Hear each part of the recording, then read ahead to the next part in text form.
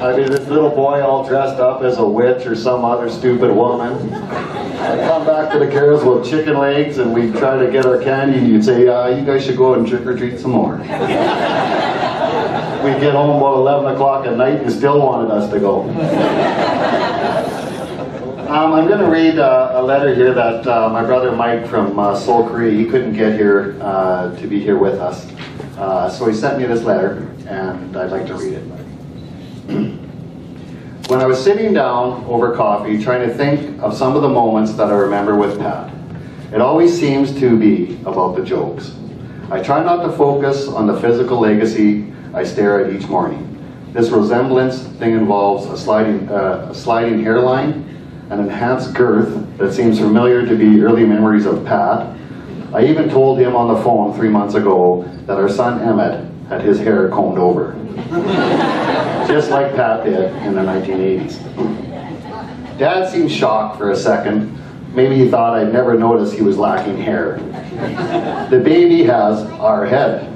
And people have already been saying that the baby has my forehead, which means Pat's forehead, and no doubt 100 generations of McNallys going back to the old country. But Pat is just a long line, and a line will continue via the comb-over and robust midsection. If you knew Pat, you may have noticed he never stood still for very long. He stayed for coffee for 20, 30 minutes, and then he did his next thing. He liked being on the move. You saw him at the Scenic, A&W for coffee, and maybe Labret, Katepwa, Melville, Yorkton for lunch. He moved and roamed in his car, taking the dog McCoy with him.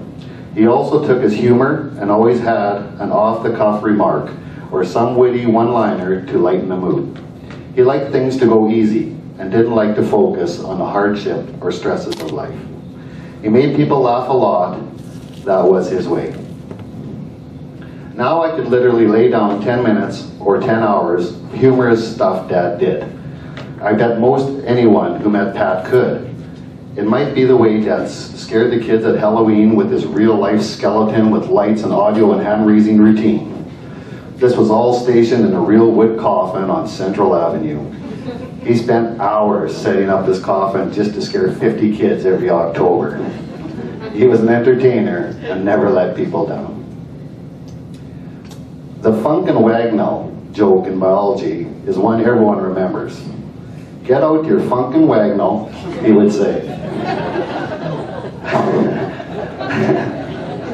That's why I forgot about that. I remember having to sit in sex education class in biology with Dad in grade 11. That was a ride, actually. And no one learned much anyway.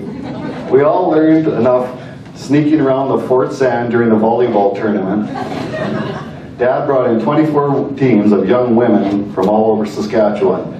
The boys of Fort Quappelle will always be grateful for that.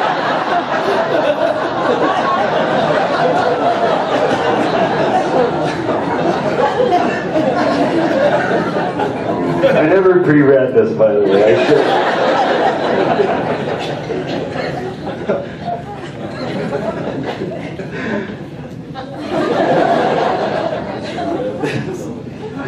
Thanks, Pat. I know John also thanks Dad for that, as I remember losing him when he was only 13 to find him in a room with 10, 16-year-old girls from out of town. He was developing his skills early. And we owe that one to Dad and his incredible tournament.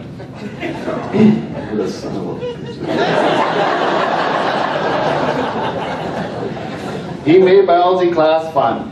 I'm glad I got to go to school with Dad. He's not only bankrolled my room and board, he also lent me $1 or $2 at lunchtime. I remember getting sent to the office because I was bad in class. Dad would close the door and we just sat there. I am sorry to break the news to his fellow teachers, but Dad never punished us. He only pretended. I always got sent to Ted Chakotski's office.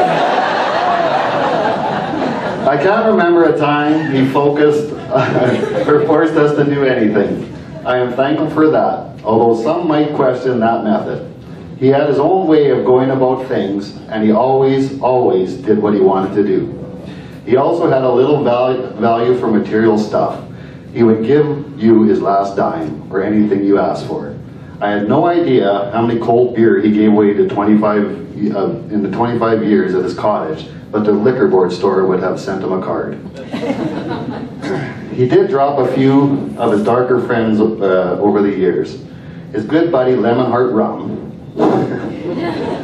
would have stopped in, but they stopped talking 10 years ago. They actually sent their condolences when he stopped.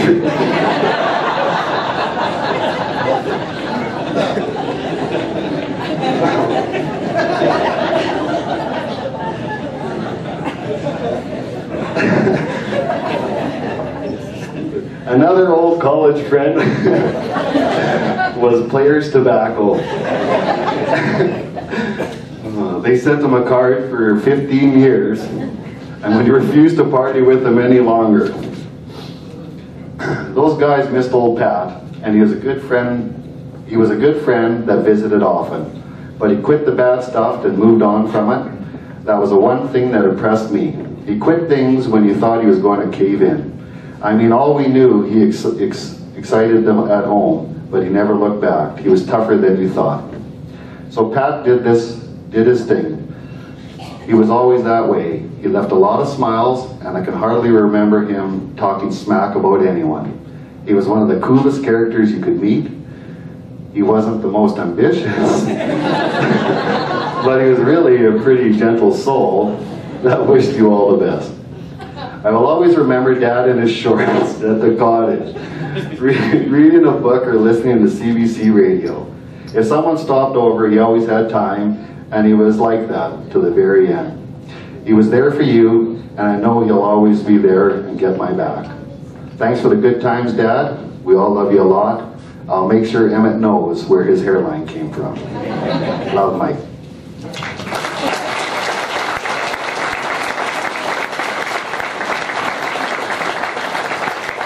Is there anyone else that would like to come up?